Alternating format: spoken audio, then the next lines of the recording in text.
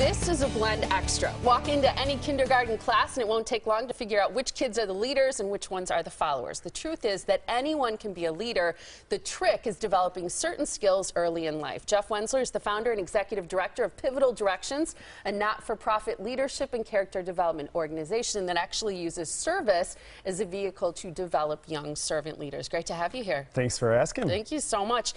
Are there certain things that you see in young people, especially maybe like that tween and teenage stage, where you can identify it as a trait that you think that kid's going to be a leader, or that kid is a leader? I think sometimes it's good to start with who needs to form some leadership. And that is the person who is complacent and is just kind of going along the path of life, kind of just waiting their turn to have a moment to lead. So I think we have to start early. But I do believe that charismatic qualities, you know, just self-confidence, some people just have it. Now that's an innate leadership quality. A born leader. Absolutely. Okay. But parents, coaches, mentors, those people, community leaders, those are ones that can actually help develop a young person if you're exposed to them.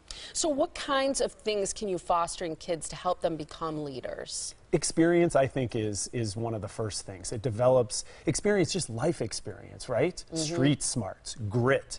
I think that just because you have A's, that means you can take a test and you can remember things, right? Right. It means you can balance things, so I get in that type of intelligence is very important.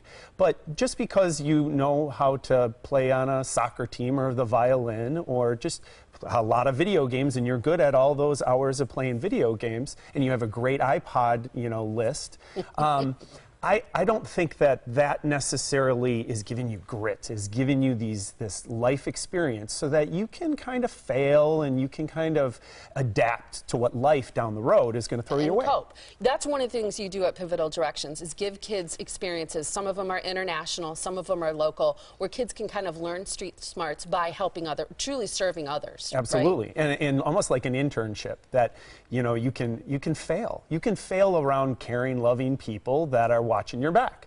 People that, you know, are trained leaders, trained adults that are going to keep you safe, but that say, hey, practice this, try this. And by virtue of trying things, these young people realize, hey, I have a skill that I didn't even know. I have a talent that I can offer. And the more experiences in finding those talents, the more you're going to be, these kids are going to be armed with lifelong traits of leadership. Is it okay to be a follower? I mean, it might sound like a weird question talking about leadership skills, but is being a follower okay? First of all, every leader was a follower at one point in time.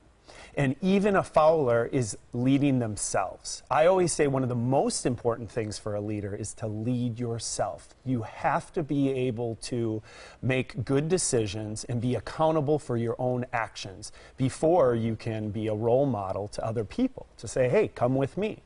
So I think a follower can still make bad choices. They can get complacent and just let people just kind of pull them into things, just as a strong leader can go down the negative path, to bully, to throw the drinking party underage, that type of thing. So I think that there are pros and cons, and I also, not to get myself off the hook here, but followers and leaders are in each one of us. I think that's an awesome point. And people can find out more about Pivotal Directions and the work you do by going to pivotaldirections.org.